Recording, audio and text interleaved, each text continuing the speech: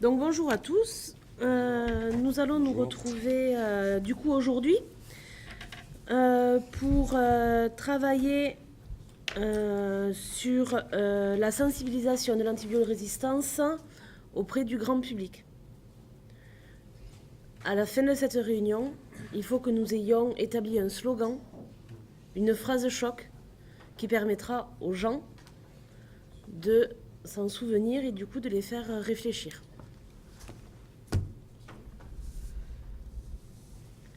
Ok, je vous remercie de m'avoir convié à cette réunion. Je pense que c'est une bonne initiative parce que auprès de mes patients, j'ai l'impression que la seule information qu'ils ont, qui est déjà peut-être, ce qui est déjà peut-être une bonne chose, c'est une campagne qu'il y avait eu il y a déjà un certain nombre d'années. Les antibiotiques, c'est pas automatique. Oui. Donc j'ai l'impression que ce type de campagne a au moins le mérite, avec un slogan fort, de rester dans les mémoires. Après, ce qui me semblera intéressant aujourd'hui, c'est d'aller un petit peu plus loin que justement cette campagne, puisque moi, mes patients ont cette phrase en tête, mais finalement n'en savent pas beaucoup plus. Et je dois à chaque fois réexpliquer le pourquoi du comment. Et voilà quoi. Donc ça peut-être faire une campagne qui tiendrait compte de cette campagne qui a déjà existé, en poussant les choses un petit peu plus loin dans la compréhension que le grand public a de ce problème de l'antibiorésistance. Moi, je rajouterais, nous, dans nos démarches de recherche qu'on a pu mettre en place au sein de notre unité de recherche, un des risques qu'on identifie, même si on travaille globalement sur le bovin lait et l'agriculture en général, c'est bien un enjeu majeur lié de santé humaine, et notamment lié aux hôpitaux.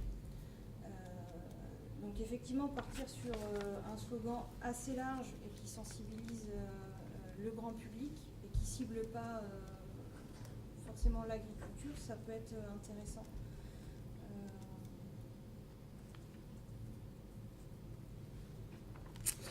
Oui, donc moi je suis intéressé par cette démarche et par l'idée de créer un slogan rassurant les consommateurs.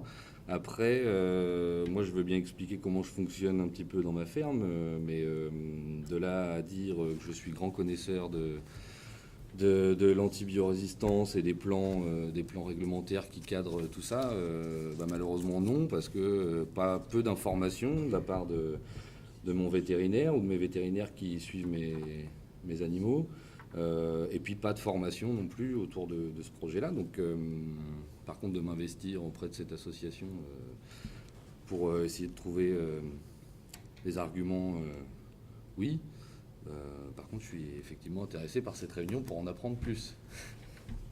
Et du coup, vous êtes en conventionnel ? Oui, tout à fait, oui. Pensez-vous que s'il y avait des aides de la part des associations de consommateurs ou autres pour aller vers du raisonné, voire du bio, Bien sûr. qui permettrait un même usage... de l'information, ne serait-ce que de l'information, parce qu'il faut savoir que libérer du temps pour aller pour participer aux conférences, entendre tout ce qui se fait, c'est compliqué. Vous ne l'avez pas. Par contre, des gens qui viennent sur mon exploitation pour m'accompagner, oui, bien sûr.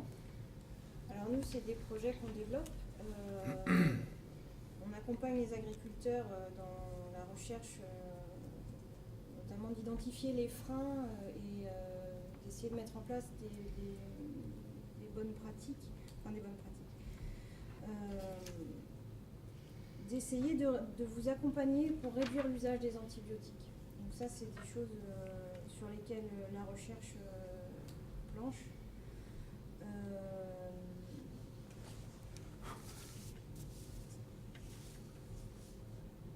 On a bien conscience du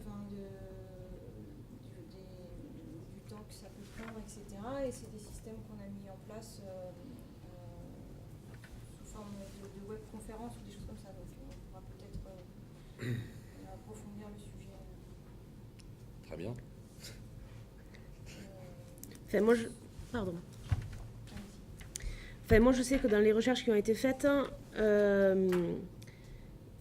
le monde, 50% des antibiotiques qui sont produits sont destinés aux animaux. Et que suivant comment le consommateur va ingérer ces produits, de base animale, ils vont les retrouver dans leur corps. Ce qui va favoriser l'antibiorésistance également, du coup, chez l'humain en plus que chez l'animal. Donc, est-ce qu'il serait peut-être pas intéressant de faire en parallèle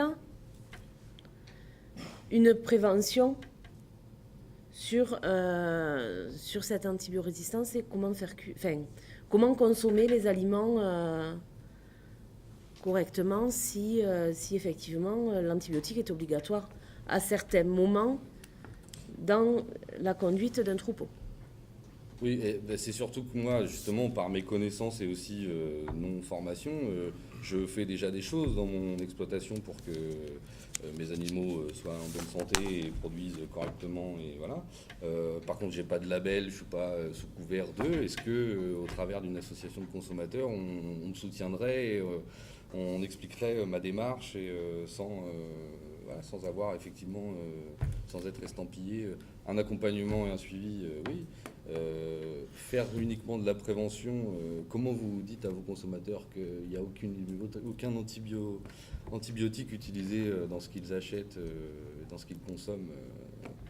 Moi, je fais confiance aux autorités sanitaires, mais qu'est-ce qui vous dit que je ne mets jamais d'antibiotiques Alors, j'ai pas dit jamais, j'ai dit modérément, et uniquement si c'est vraiment... Mais est-ce que je suis vraiment dans une idée de réduire les antibiotiques avec un risque peut-être de perdre de la production, ou je sais pas, Alors, effectivement.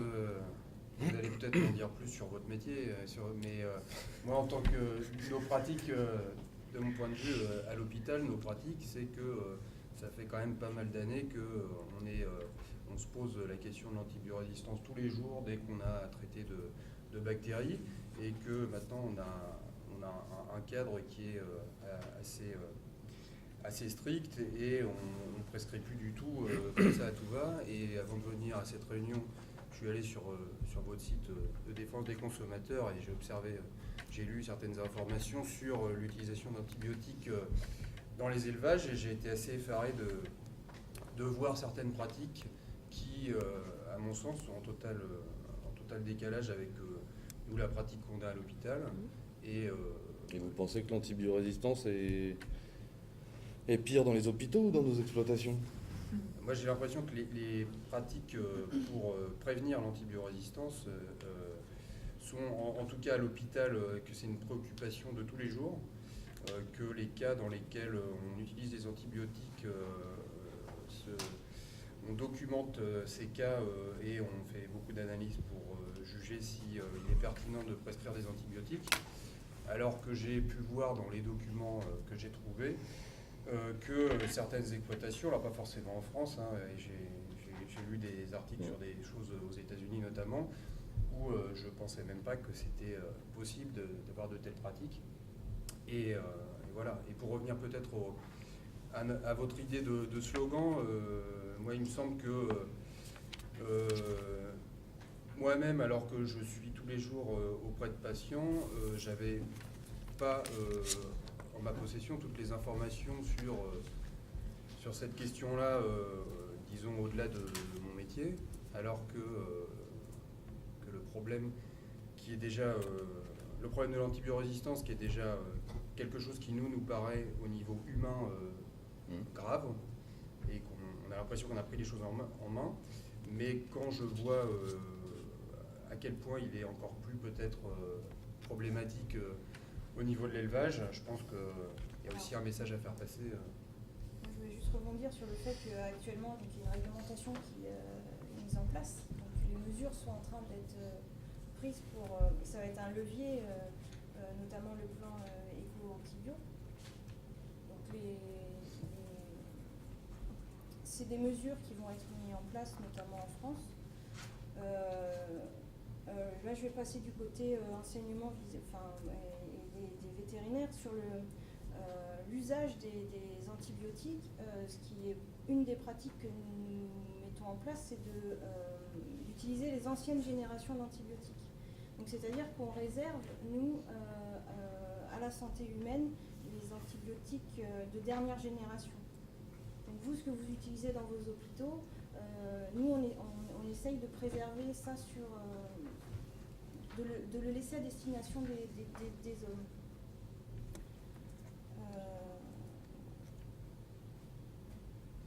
Voilà, je vais surtout rebondir sur l'accusation de l'élevage, les conséquences, enfin tout du moins des mesures vont être mises en place et pour nous ça va être un levier. Après, il faut savoir qu'en France et en Europe, l'utilisation de l'antibiotique est très réglementée. Si on compare par rapport du coup aux États-Unis, ce que vous disiez tout à l'heure.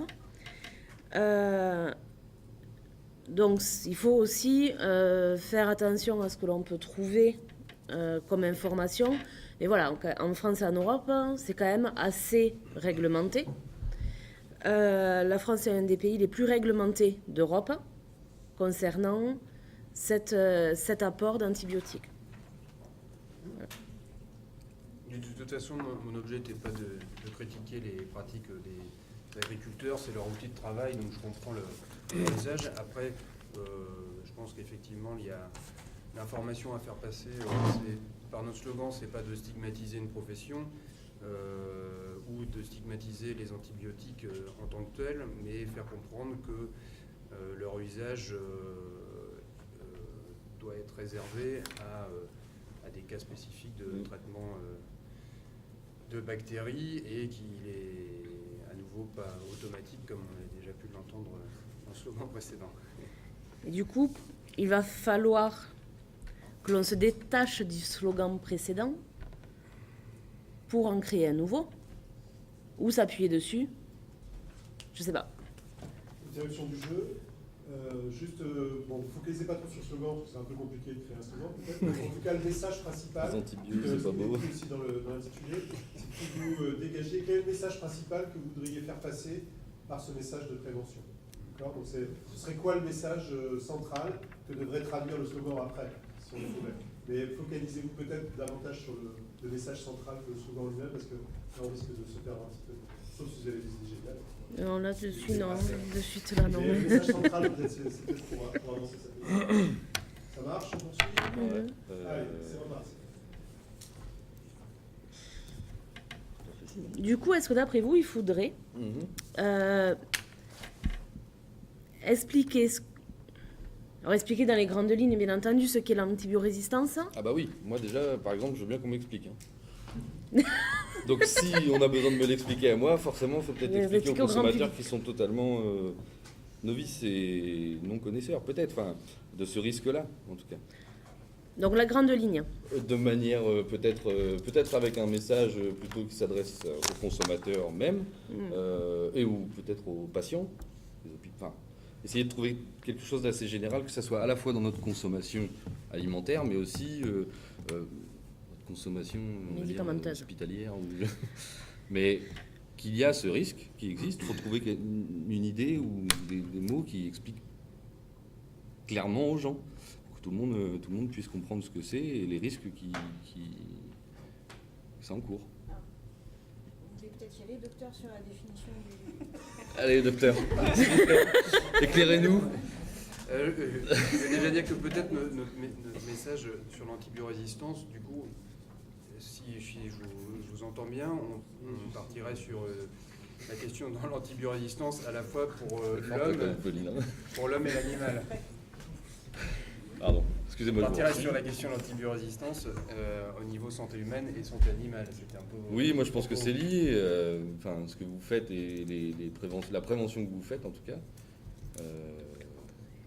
on peut tout à fait. Enfin... Parce que par exemple, pour parler de moi, comment je peux estimer la connaissance de mes patients sur le problème, même pas de l'antibiorésistance, mais juste des antibiotiques. Moi, je vois des patients, en grande majorité, ils n'ont pas les bases, on va dire, connaissances sur les antibiotiques, c'est-à-dire que c'est pour traiter des infections bactériologiques et non pas des virus. Donc ce qui semble être déjà la base de la compréhension de ce pourquoi on utilise les antibiotiques. Et déjà juste cette information-là, j'ai l'impression qu'elle n'est pas détenue par une grande part de la population, donc ça me paraît peut-être être un point Même de ne départ. serait-ce que sur l'utilisation des antibiotiques, entre effectivement l'éclairage que vous nous faisiez tout à l'heure sur ce qu'on peut utiliser dans les exploitations, mais entre les antibiotiques d'ancienne génération et ce qui n'est pas utilisé ce qui est utilisé dans les hôpitaux. Ne serait-ce que ça, je pense que ça peut être comment on le faire ressortir dans le slogan, je sais pas, mais dans le message de manière générale, ça serait intéressant. Ouais. Sur le phénomène d'antibiorésistance, rappelez que c'est un phénomène naturel qui s'amplifie par nos pratiques en fait, et que la prévention est peut-être, tout du moins nous, à la fois en agriculture et auprès des élèves vétérinaires, la prévention et réduire l'usage des antibiotiques inutiles serait un des messages aussi à faire passer, de raisonner, pas de raisonner, mais de chercher l'efficacité ou l'efficience, le meilleur usage de nos antibiotiques et de réfléchir à nos pratiques. Et peut-être même que ça peut aller jusque sur le grand public aussi, sur lui, comment ce qu'il attend et comment quelle pratique il attend aussi vis-à-vis de la transition vers moins d'antibiotiques. J'ai bien pris note de ce que vous venez de dire. Donc il faudrait qu'on fasse vraiment passer ce message de double entrée autant auprès des professionnels de l'agriculture et des consommateurs du grand public pour la prise de consommation, voilà, en expliquant que l'antibiorésistance, on l'a tous, et que, suivant nos pratiques médicamenteuses, elle va être amplifiée. Vous m'arrêtez si je me trompe. Donc, on peut, je pense, prendre quelques temps de réflexion pour se retrouver dans quelques semaines, dans quelques jours. Moi, j'ai pas le temps, hein, je suis désolé, mais... Je sais bien. Faites un slogan, proposez-le-moi, et si vous cassez validez. du sucre sur le dos des agriculteurs, je vous le dirai. Voilà. Pas de problème. Je ne pourrais pas revenir à chaque réunion, hein, je suis désolé. Mais... Pas de problème. Ok, ça marche. Bien, merci.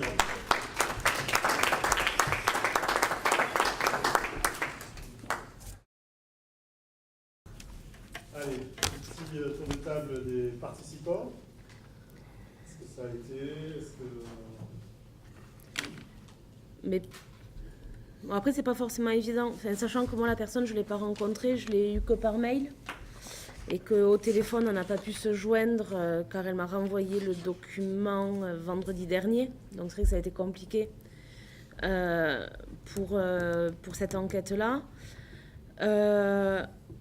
Après, donc je suis pas. Enfin, moi, je me suis pas sentie au top pour animer le débat, quoi.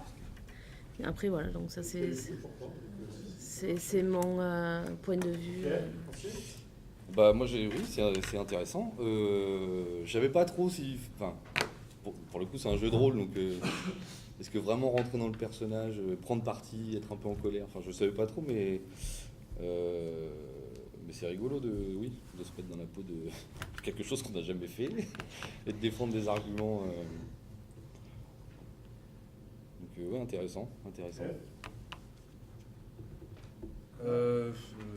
Oui, je pense que tout le monde a deviné quel rôle j'avais. Ouais.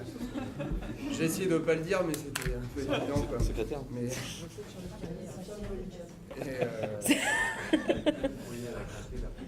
Après, oui, bah moi,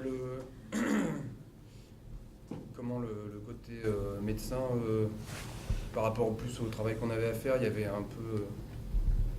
sur l'antibiorésistance, en tout cas, finalement, le lien santé homme-animal se faisait pas d'une manière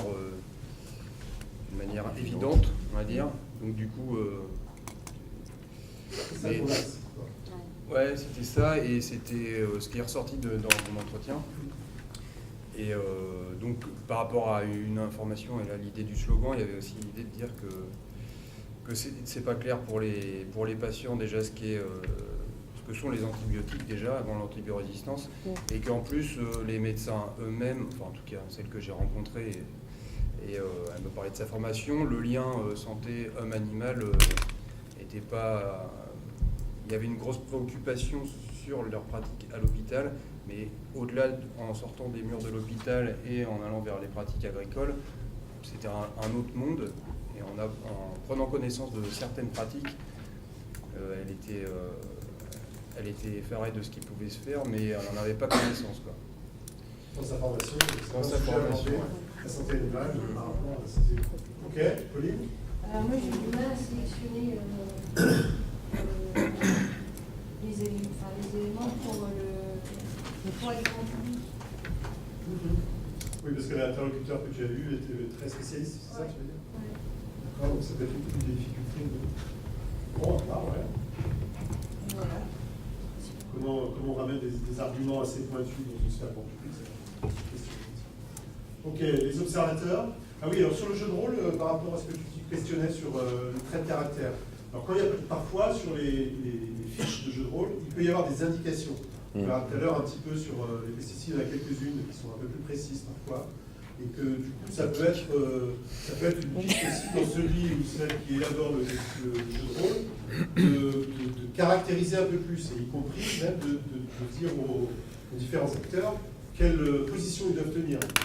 Est-ce qu'ils sont belliqueux ou plutôt coopératifs? Est-ce qu'ils sont militants et donc ils ne veulent pas entendre autre chose? Enfin voilà, on pourrait, là on n'a pas fait partie de ça, plutôt que vous partiez de ce que vous avez senti finalement peut-être des traits de caractère des interlocuteurs que vous aviez. C'est aussi intéressant dans cette démarche-là. Quand il n'y a pas eu une démarche en amont d'enquête réelle auprès de gens, peut-être que ça vaut le coup de qualifier davantage le caractère des... Ok, les observateurs?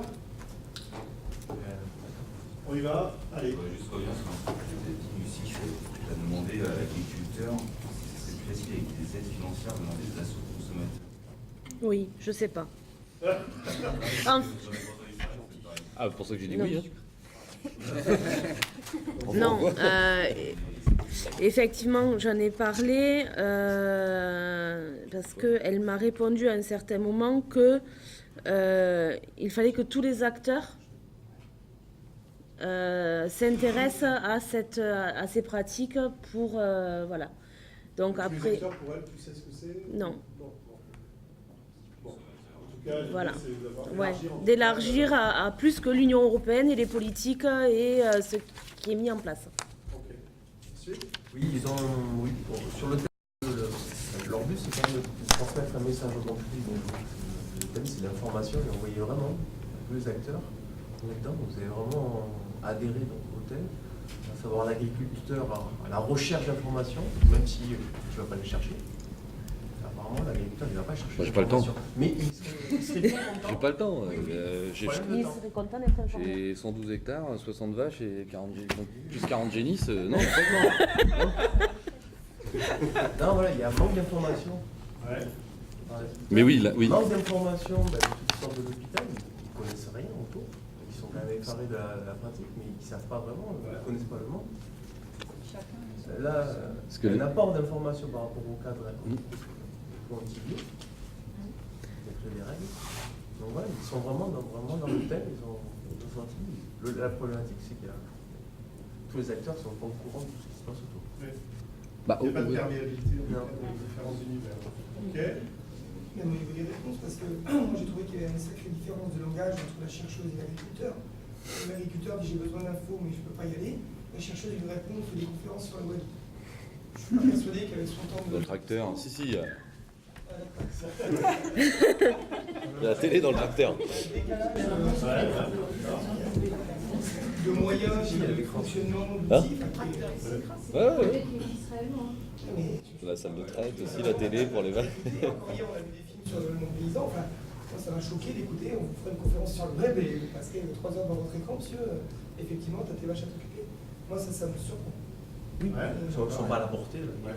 Pour continuer sur la formation, sur ça a été noté, on a parlé sur le fait que les vétérinaires n'informent pas les éleveurs. Comme un médecin va prendre le temps en général d'informer, un médecin va prendre le temps d'informer son patient. Et là, un vétérinaire n'informe pas l'éleveur. Du coup, là, dans les missions d'un vétérinaire, il paraît ça m'apparaît quand même comme un gros vide et comme quelque C'est chose moi qui qui n'ai pas relevé le truc parce que j'aurais pu répondre à ça. Ah d'accord. On t'aurait répondu quoi alors? Tu pouvais Tout du moins les étudiants vétérinaires étaient sensibilisés au phénomène et qu'ils accompagnaient, ils cherchaient à réduire l'usage des antibiotiques. D'accord, parce que ça avait l'air d'être vraiment sur le côté pas de formation, pas d'information. Alors après, c'est pas aux vétérinaires de former. C'est une question qui se De pose conseiller, justement. de former, ça je suis pas sûre. Ok, bon, la question se pose, formation, conseil. Pourquoi on le demanderait aux médecins et pourquoi on le demanderait pas aux éleveurs, sachant que les éleveurs, il y a un cadre particulier du bilan sanitaire annuel où on leur fait des ordonnances et ils ont le droit d'utiliser des médicaments alors que le vétérinaire n'a pas constaté l'état de santé de l'animal. Donc moi je pense que c'est encore plus fondamental. Ok, Marie-Gina. Juste là-dessus, en fait, sur ce point, j'aimerais savoir, parmi les médecins que vous avez, combien vous expliquez l'antibiorésistance? Nos médecins perso? Oui. Aucun. Et c'est exactement la même relation entre le vétérinaire et l'éleveur, pour moi. Donc, effectivement, voilà. Je pense qu'il y a donc, ce que vous mettiez en avant, c'est le fait qu'il y ait chacun reste dans son secteur. Donc, il y a le domaine de la médecine humaine. Et donc là, vous aviez quelqu'un en fait qui était spécialiste, qui était interne dans un hôpital. Ce qui se passe dans les hôpitaux et ce qui se passe dans la médecine de ville, en fait, les médecins que vous allez voir, c'est très différent. Autant dans la médecine, dans les hôpitaux, en fait, ils ont réduit drastiquement en fait l'utilisation des antibiotiques et toutes les mesures sont vraiment très il y a des protocoles en fait vraiment très clairs. C'est ce que tu as ramené en fait dans la réunion. Autant dans les médecines de ville, c'est pas aussi clair que ça. Et si vous lisez en fait des études par rapport à l'utilisation des antibiotiques en médecine humaine, principalement l'utilisation majoritaire en fait se fait dans les médecines de ville. En fait. Donc parce que du coup il y a moins de confinement en hôpital, dans les hôpitaux, ils sont obligés. On est un peu comme dans un élevage. On a une densité de population en fait qui est énorme. Donc du coup s'il y a contamination, ça part à tout va. Donc c'est pour ça que les mesures sont beaucoup plus drastiques. Donc voilà. Moi j'avais quand même vu des articles comme quoi les jeunes médecins bien sensibilisés ont diminué la prescription. Et les vétérinaires aussi. Oui, Mais il y a un problème générationnel En peut-être. fait. Peut-être que ça va se poser aussi comme ça. Dans les formations, c'est-à-dire que dans des sujets qui émergent, parce que c'est un problème que les gens vivent, et puis après, quand ça passe dans la formation, il y a forcément un décalage. Et donc du coup, c'est y compris pour la formation des agriculteurs, auquel on va être confronté peut-être vous aussi dans les années à venir. C'est une vraie question.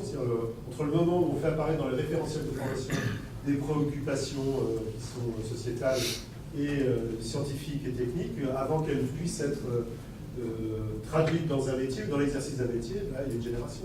Et puis il y a des intermédiaires, parce que même le médecin, en fait, il a des bonnes pratiques, etc.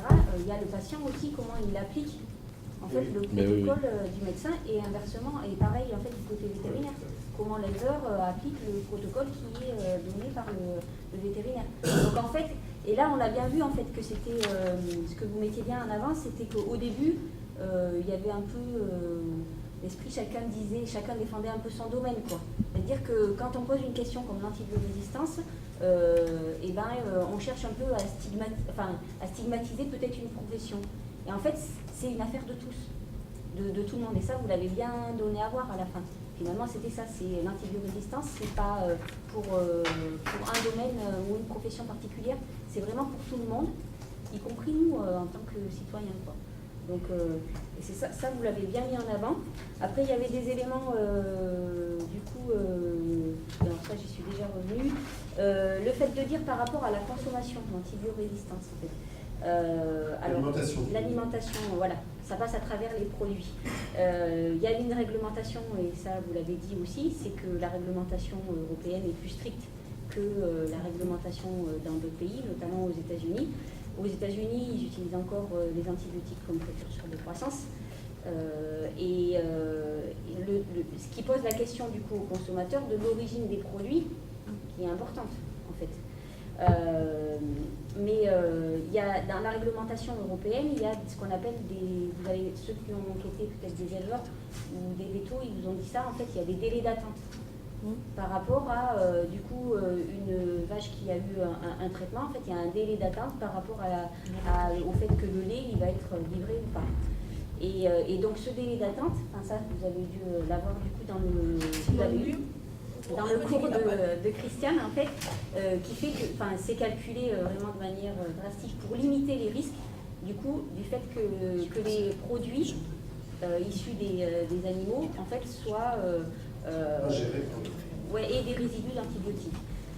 La résistance, elle se fait plutôt, que ce soit en médecine humaine ou que ce soit en médecine vétérinaire, en fait, c'est quand on utilise un antibiotique, par définition, la bactérie, elle a des mécanismes qui font qu'elle va chercher des mécanismes de contournement et résister.